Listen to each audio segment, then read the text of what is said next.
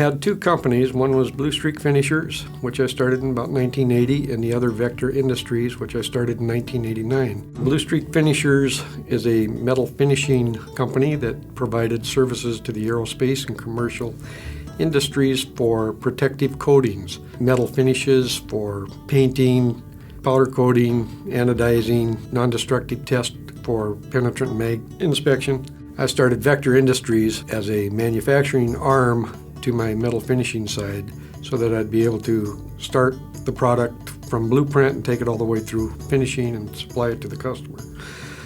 Vector produced 3, 4, and 5-axis machine products, as well as heat treat of aluminum, sheet metal manufacturing, assembly, and fabrication.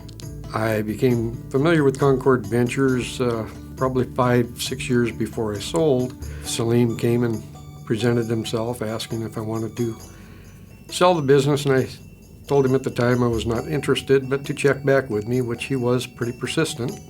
And finally we came to an understanding. I was getting ready to retire, and he helped me put the sales promotion together and facilitated the sale of the business.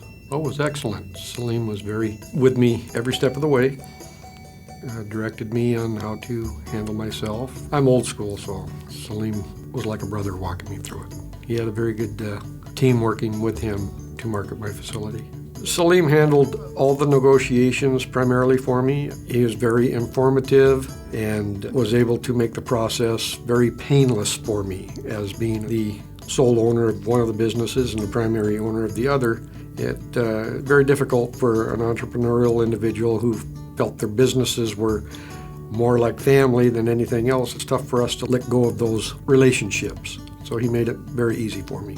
Concord exceeded the price that I was asking, so they did a very good job with that. I would recommend, and I have recommended them to several of the business owners that I know. Well, I tell them how professional Salim was working with me, how astute he was in the business world for aerospace in particular.